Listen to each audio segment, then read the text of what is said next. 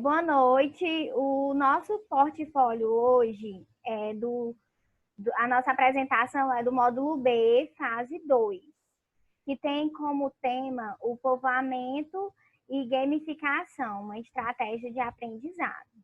Aí eu vou falar um pouquinho sobre as propostas, os objetivos do nosso portfólio desse mês. A prática e a produção é elaborar uma ficha técnica do jogo, confecção de jogo e apresentação do jogo, que futuramente a gente vai dar mais detalhes de como será a confecção e a apresentação do jogo. Os objetivos. Percepção que outras estratégias de ensino fazem com que a aula seja bem mais inovadora. Conhecer o conceito de games e gamificação. Conhecer a história de sua cidade, da região e de outras cidades do nosso estado. E também tem como proposta ensinar aos alunos, né, na nossa aula, como eles devem aprender jogando e, ao mesmo tempo, falando um pouco da nossa cidade ou da nossa região. E apresentar o planejamento dos itens pesquisados de forma gamificada, como eu já falei, através do jogo. A nossa ficha técnica, eu vou compartilhar aqui na tela com vocês. E a ficha técnica, a Camila ela vai falar um pouquinho sobre a justificativa, os objetivos, os materiais e como fazer. Depois eu vou dar continuidade e, por último, para finalizar, a Jaqueline vai falar um pouquinho sobre o manuseio do jogo e também as considerações finais, tá? Aí eu passo a palavra agora para a Camila. Bom, como vocês podem acompanhar aí, né, nós temos a justificativa, que é conhecer as origens das famílias, costumes e religiosidade dos primeiros habitantes daqui da cidade de Picos, por meio da utilização de ferramentas digitais, né, que promovam a interação entre professores e os alunos, né, de ensino online e offline. E nossos objetivos, eles se baseiam em resgatar, né, por meio desses jogos interativos, os primeiros desbravadores e povoadores da região, proporcionando momentos lúdicos com quem está jogando, né, por meio desses jogos criativos, utilizando as plataformas digitais, como um momento também prazeroso e de muito aprendizado, no qual os alunos possam conhecer o contexto histórico da sua cidade, né, bem como suas origens e cultura. Verificar por meio de imagens interativas os momentos históricos da cidade e sua importância dela estar na memória de seus habitantes, né? Bom, foi utilizado para ser feito esse jogo, né? Uma plataforma digital conhecida como... Gente, se a pronúncia estiver errada, me perdoe e alguém me corrija. Geniale, não sei se é assim. Ela é gratuita, a gente pode se inscrever por meio... É preciso ter uma conta no Gmail e ele nos dá um aparato de possibilidades. Então, o professor ele pode fazer games para trabalhar, né, suas aulas, pode trabalhar por meio de apresentações, de videoaulas, infográficos. Então, é muito rica essa plataforma. Aí, no decorrer da apresentação, eu falo um pouquinho também como manusear. Ok, então Carol vai dar continuidade falando aí sobre o público-alvo, né, suas idades, os participantes. Dando continuidade aqui, o público-alvo desse game é de alunos do 6º, 7º e 8º ano do ensino fundamental, que tem a partir da idade de 18 anos. Os participantes são os alunos e também os professores. A Jaqueline vai explicar também melhor como é que funciona essa relação de alunos e professores. e as regras do jogo. Eu vou dar só uma pincelada aqui nas regras do jogo, mas ela também vai dar uma aprofundada de como funciona as regras do jogo e como jogar, tá? As regras do jogo. Os alunos devem clicar no link para acessar o jogo e iniciar as informações sobre cada principais pontos turísticos da cidade de Picos. Ao clicarem nas imagens atuais, os participantes visualizarão uma imagem de como era esse ponto turístico anos atrás. Então, na hora que a gente clicar na fotinho, vai aparecer a imagem do ponto turístico, a imagem bem antiga, e aí quando clica, aí vai aparecer todas as informações do que a gente precisa estudar e do que o aluno precisa saber sobre aquele ponto turístico, certo? Aí agora a Jaqueline vai dar continuidade. A imagem do jogo é essa aqui, que vocês estão vendo na tela, e a apresentação na plataforma pelo Google Meet. Então, gente, eu vou apresentar agora o jogo da memória, que nós produzimos a partir da plataforma Geniali. Então, uma vez nós conhecendo essa plataforma, a gente vê que não é difícil para o professor criar várias situações de ensino remoto por meio dessa plataforma, né? Ele pode criar games, pode criar apresentações, infográficos e uma série de possibilidades. Então, quando a gente clica lá na plataforma Geniali, por meio de uma conta Gmail, então lá tem a opção criar, não é? Minhas criações. E lá ele já dá os modelos, os que ele chama de templates. Então, esses modelos, o aluno clica em cima, ou o professor, e lá você constrói a sua atividade em cima daquela, acrescentando o quê? A sua criatividade em cima. Então, foi dessa forma que o jogo da memória foi feito.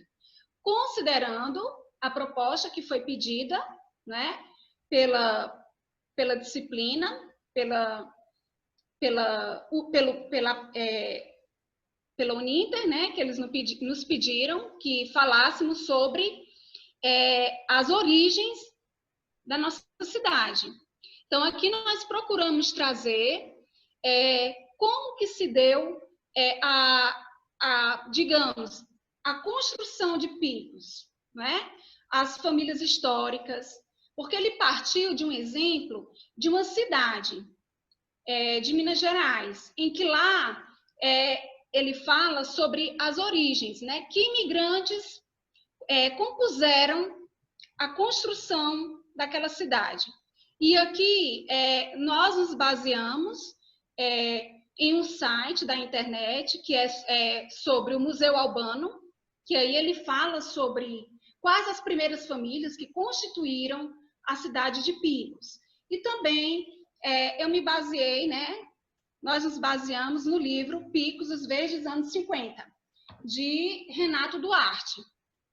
E aí nós vamos, para iniciar, se vocês perceberem, bem aqui no cantinho esquerdo superior, tem uma mãozinha. Então, quando você clica em cima, eles podem clicar em cima dessa mãozinha aí, ó, no cantinho superior. Essa mãozinha. Então, aparece aqui, ó. Aqui embaixo, iniciar, ele indica que nós temos que clicar em cima, de iniciar para começar o jogo. Pode clicar. E aí, a primeira tela clique nos tópicos para conhecer um pouco mais sobre a história da cidade. Antes de iniciar o jogo propriamente dito, então o professor ele vai trabalhar todo o contexto histórico, né, da cidade de Picos, como se deu o povoamento de Picos, os primeiros habitantes, a vida religiosa. E aqui nós vamos apresentar até o hino de Picos, né, porque, por incrível que pareça, ainda existem pessoas que não conhecem o hino de Picos e que também as escolas elas não procuram trabalhar, né? Nós conhecemos o hino nacional, né? É o hino do nosso estado, mas ainda há pessoas que não conhecem o hino de Picos. Então, é a oportunidade de, antes de o professor trabalhar o jogo propriamente dito, né, o aluno se inteirar sobre a história da nossa cidade, né, a história de Picos. Então, clica novamente ali no pontinho ali em cima, superior. Que ele, assim. Então, ó, vocês observam que esse pontinho ali em cima, ele indica a interatividade desse jogo, né? Então, clique em origens e povoamento. E aí vai aparecer a história, como se deu o povoamento. Então, o aluno ele pode ler, o professor pode discutir, o devassamento da região onde se situam hoje o município de Picos e os municípios dele desmembrados, Bocaina, Santo Antônio de Lisboa, Itainópolis, São José do Piauí, Monsenhor Hipólito e Francisco Santos, remonta aos fins do século XVII. No início do século XVII, precisamente no ano de 1700, uma cruz foi fincada no lugar, Tanque Fazenda Curralinho, assinalando a passagem de missionários na região. Segundo pesquisas feitas pelo Monsenhor Joaquim de Oliveira Lopes, esses missionários eles eram padres da Companhia de Jesus, proprietários nos sertões da província de São José do Piauí, das 33 fazendas doadas pelos descendentes do sertanista Domingos Afonso Mafrense. Ao redor dessa cruz, que ficou conhecida como Cruz das Almas, foram os poucos moradores da região sepultando seus mortos, e nesse mesmo local, em 1914, Monsenhor Lopes construiu, com a ajuda dos moradores da Fazenda Curralinho, o cemitério ainda hoje existente. Foi também no século XVIII, no ano de 1741, que Victor de Barros Rocha recebeu do capitão general do Estado, de acordo com as determinações do rei de Portugal, Dom João V, a carta de Sesmaria da Fazenda Samambaia. A esse tempo já existiam as fazendas Curralinho, Bocaina, Sussuapara e outras. Antes, as terras ocupadas por essas fazendas eram habitadas pelos índios, ele coloca aí, Acaroás, Coroados e Jaicós. Então, aí ele já nos dá todo esse contexto histórico, né? De antes do povoamento da nossa cidade, né? Que próximo, né, as cidades que compunham a macro-região de Picos, elas eram habitadas por índios, ok? Aí pode clicando em primeiros habitantes. Aí o professor ele pode, né, pedir para um aluno ler, discutir e ver se eles já conheciam um pouco, né, da história, se conhece alguma família que fez parte, né, dessa construção da nossa cidade. Então, as famílias. E aí vai falar sobre os costumes e a religiosidade dos primeiros habitantes, que eu acho bem interessante essa parte. Os primeiros desbravadores e povoadores da região foram os Souza Martins, Borges Leal, Borges Marinho, Gonçalves Guimarães, Coelho Rodrigues, Rocha, Barros, Frazão, Moura, Pereira, Macedo, Brito. Logo depois vieram os Fontes, Neiva, Rego, Santos, Portelli, e mais tarde os italianos. Aí, aí onde a gente vê que os italianos, eles também, de uma certa forma, contribuíram com o povoamento, né, do nosso município, e também fincaram aqui um pouco da sua cultura, do seu legado. Então, de início, a terra ela era propriedade dos fazendeiros, criadores de gado vacuno, cavalar, caprinos e ovinos, senhores de muitas terras e muitos escravos. Então, era comum o casamento naquela época entre primos, registrando-se muitas vezes casamentos de tios com sobrinhas e vice-versa. Então, as famílias, elas se entrelaçavam com casamentos entre filhos de fazendeiros vizinhos, já de si, parentes próximos, tornando mais próximo ainda o grau de parentesco e fundando, assim, novos núcleos familiares e, consequentemente, novas fazendas. Pode passar. Então, aí a gente já vê também um pouquinho aí, né, do povoamento, quais as famílias foram responsáveis. E ainda hoje a gente percebe, né, que essas famílias, elas permanecem, né? Elas deram continuidade e foram realmente o cerne, né, da fundação de Picos, né, que contribuíram. E a vida religiosa. E aí, segundo a tradição, quem primeiro missionou na região, onde hoje se localizam os municípios de Picos e os outros municípios dele desmembrados, foi o padre Antônio Leal. E que teria sido ele quem, nessa mesma região, celebrou a primeira missa. Pode passar. No entanto, a mais antiga fazenda criada na região foi a de Bocaina, onde em 1754, o sertanista Borges Marinho, ele fez edificar a capela, que ainda existe sob a invocação de Nossa Senhora da Conceição. Então, diz ainda a tradição que a capela ela foi benta e solenemente inaugurada a 8 de dezembro daquele mesmo ano pelo padre doutor João de Sampaio, da Companhia de Jesus. A solenidade foi precedida de um novenário, tendo sido bentas a 29 de novembro as imagens de Nossa Senhora da Conceição e Nossa Senhora do Rosário, padroeira dos escravos.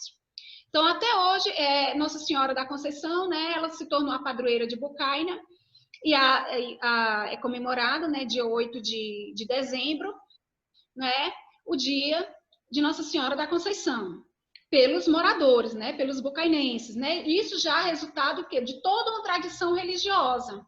Então, foi ainda na década de 1830 que Roberto Borges Leal, né, e seus irmãos, com a ajuda do padre Francisco de Paula Moura, primeiro sacerdote filho de terra picoense, construíram a humilde capela, toda em madeirame de carnaúba, dedicada a São José, hoje a igrejinha do Sagrado Coração de Jesus, cuja imagem Miguel Borges Leal, o patriarca da família, trouxera consigo quando aqui se estabeleceu na metade do século XVIII.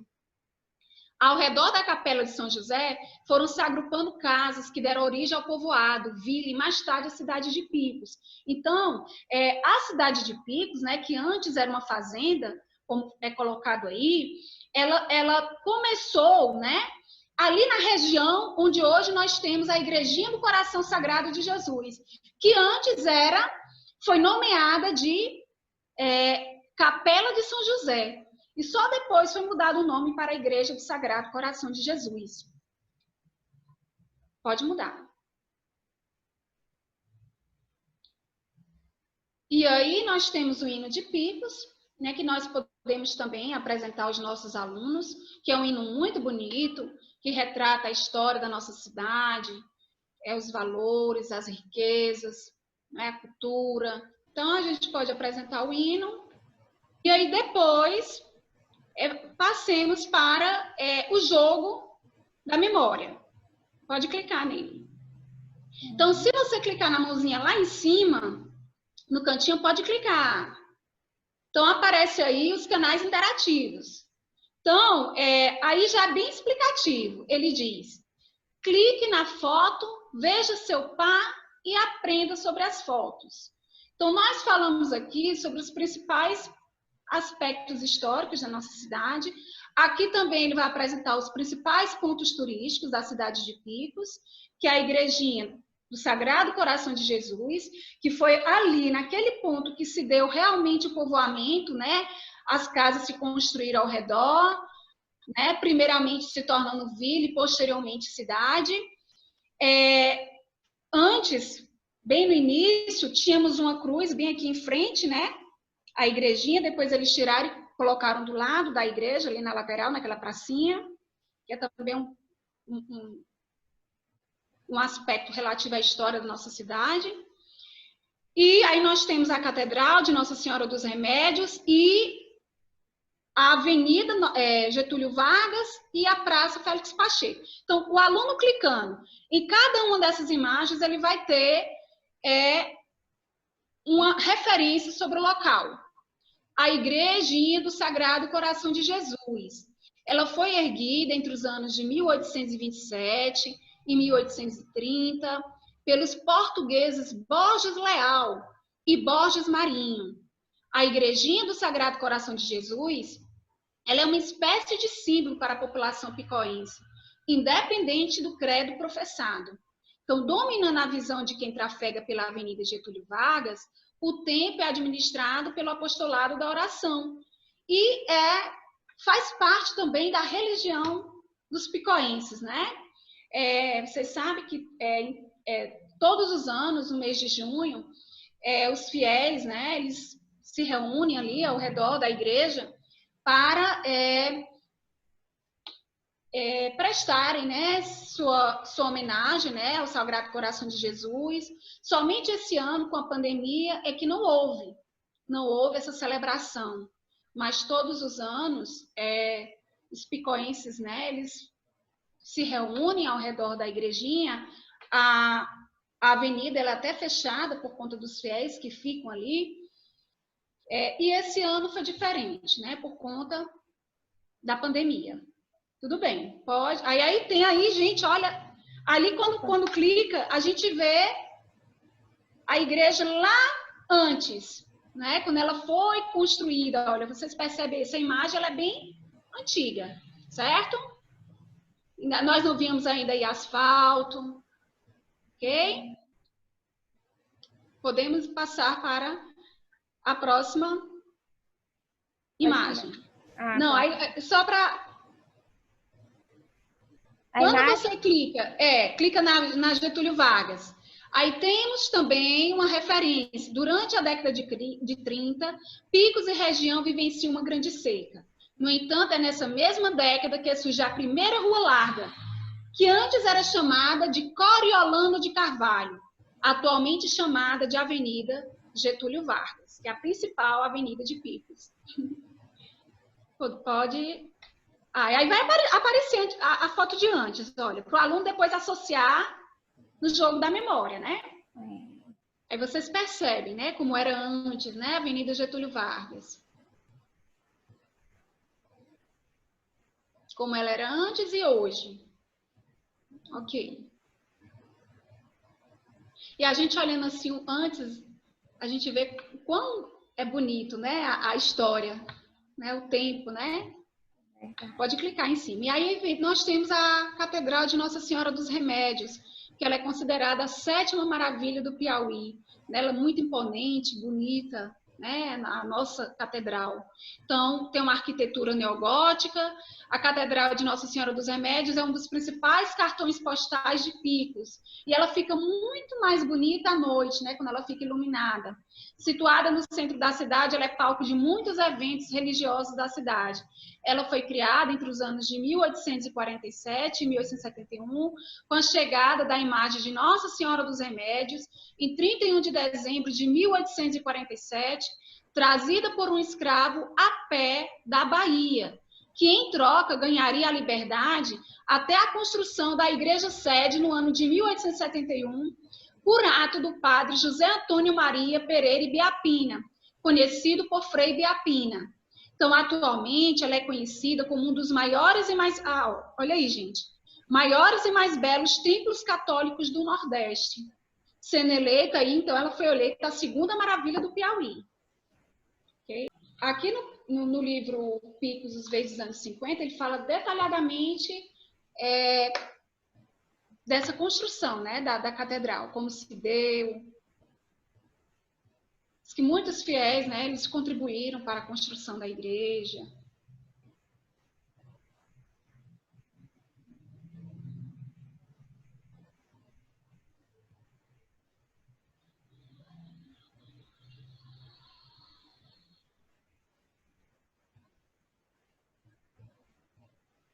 Ok. Clicando aí na Praça Félix Pacheco, que hoje ela foi atualizada, né? Foi renovada. Então, a Praça Félix Pacheco teve a sua primeira inauguração em 1942 pelo prefeito Adalberto de Moura Santos. o ponto principal do espaço era o coreto, que ficava no centro da praça. Durante os domingos, a banda municipal de música tocava valsas e dobrados, movimentando a cidade de Picos, né, na época. E aí nós temos também aí a imagem. E aí vocês podem comentar alguma coisa, se vocês quiserem, tá? Professor Rinaldo, Erlane, Mariana, sintam-se à vontade.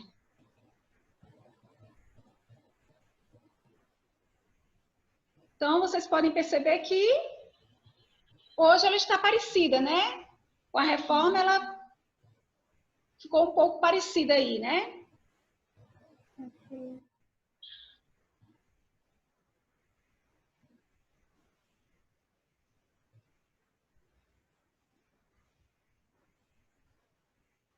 Pronto.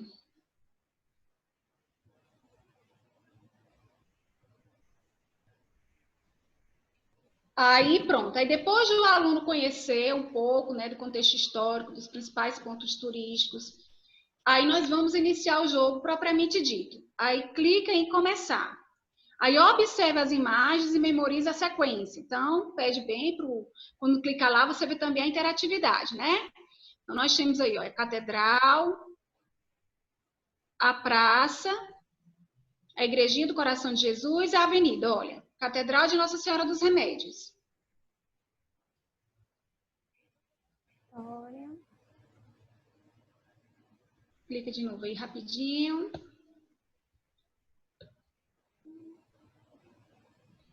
Ok. Então, a gente vê a igreja hoje e antes.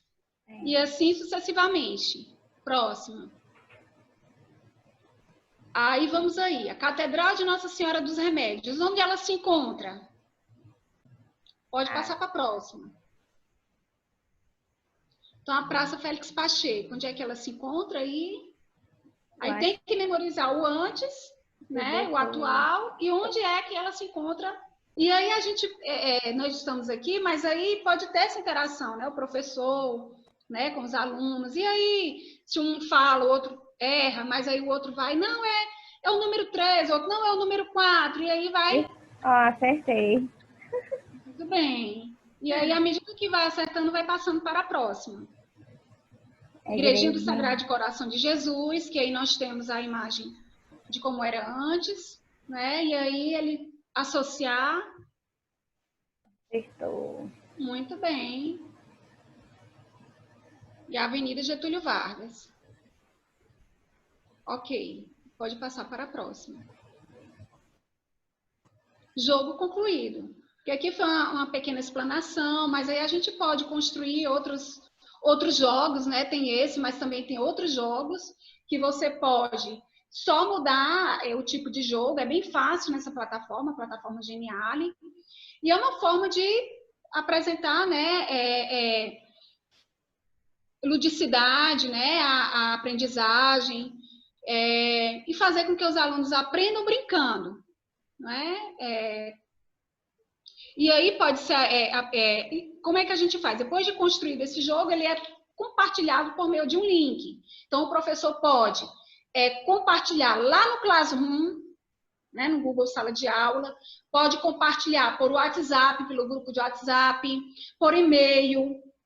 São muitas as possibilidades, não é? De se trabalhar. Então, esse é só um exemplo de jogo que o professor pode trabalhar com seus alunos. E como o professor Rinaldo colocou, está aí, eles são gratuitos. Basta que o professor, ele vá o quê? Ele vá pesquisar, ele vá procurar se especializar, não é? Eu, particularmente, já é a 5ª edição que eu participo, né, desse grupo, dessa minha colega, porque eu sinto a necessidade. Porque, professor Rinaldo, eu realmente estava despreparada para trabalhar de forma remota.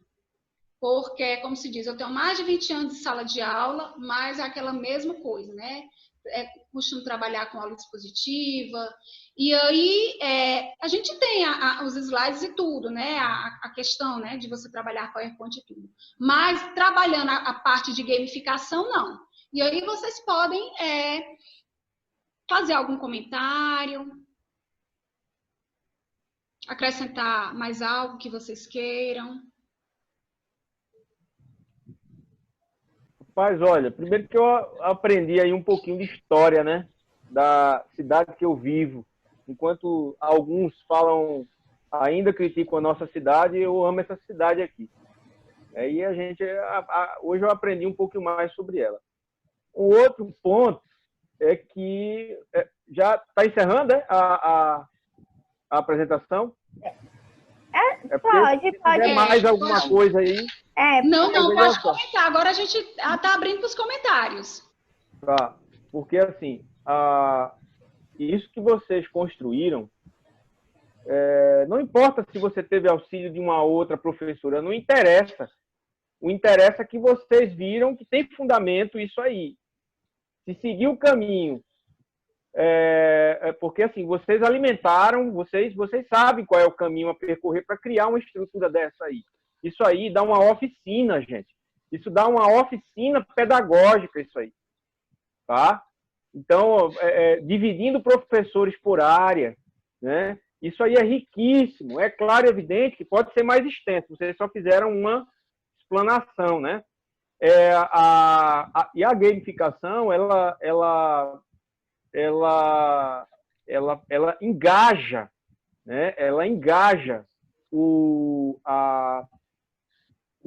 corpo, né? de docentes e também de discentes na escola. Ela gera um engajamento, tá? Então, é uma forma diferente de aprender a teoria, olha só, né? É uma forma diferente de aprender a teoria.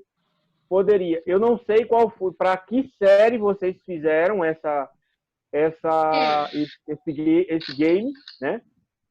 Eu não sei qual série sexto, oitavo ano. Sexto, oitavo ano. Assim, professor Rinaldo, esse jogo, aí o professor vai mudando só os conteúdos, o nível, né? De acordo com a série. Mas dá para trabalhar todas as séries. Certo. Aí vai deixando um pouquinho mais complexo, né? O conteúdo e a estrutura do jogo. Eu entendo. Aumenta o número, vai aumentando a série, aumenta o número de peças, né? Ali com certeza. Na visualização lá do jogo. Isso daí, quando você pega, porque vocês fizeram dentro do ponto de vista histórico, mas quando você vai para matemática, para geografia, isso aí pode ter N possibilidades. Olha, eu fico assim, feliz quando eu vejo os alunos criando estruturas que venham a somar. Era o que eu estava falando para vocês, Jaqueline, no começo. Viu? As meninas do grupo aí, estou falando para vocês. Isso daí é o futuro. É o futuro. Tanto na educação básica quanto na educação superior. Quem vai forçar a mudança na educação superior é a básica, porque quando você mudar a base, o professor lá na superior vai ficar perdido, porque ele vai receber um aluno, né? Aumenta a velocidade de raciocínio dele, porque ele vai jogar. O jogo ele gera a velocidade de pensamento muito maior, né? A interatividade, há uma diferença. Você poderia, numa sala de aula, vamos lá, do ponto de vista de sala de aula, é claro que não são apenas esses conteúdos, mas dentro de uma sala de aula você pode criar estações de trabalho. Uma equipe vai falar sobre a catedral, a outra equipe vai falar sobre a Igrejinha do Coração de praça, Jesus, a igrejinha, vai falar sobre a Avenida Getúlio Vargas, e vocês, inclusive, poderão utilizar a pesquisa no Google para acrescentar mais coisas. São vocês que vão apresentar. Você entendeu? Olha só. Todo mundo vai jogar a mesma coisa, só que cada um vai aprofundar e depois faz o que nós chamamos de workshop. Cada um vai à frente, que é apresentar um seminário, mas é um workshop, ele vai à frente e apresenta. Quer dizer, você criou estações de trabalho e no final todo mundo vai para o mesmo caminho, rumo para o mesmo caminho. Agora é claro e evidente, né, que numa estrutura dessa vocês irão, é necessário programar o tempo, né, conversar com os alunos o tempo que eles terão para pesquisa e análise e o jogo, inclusive. Todo mundo vai ter que concluir o jogo, né? Cada um com o seu smartphone vai jogar. Olha só, tá vendo? Olha o uso pedagógico do celular na sala de aula, tá vendo? Então, assim, e como o professor Rinaldo colocou, é uma coisa que eu acho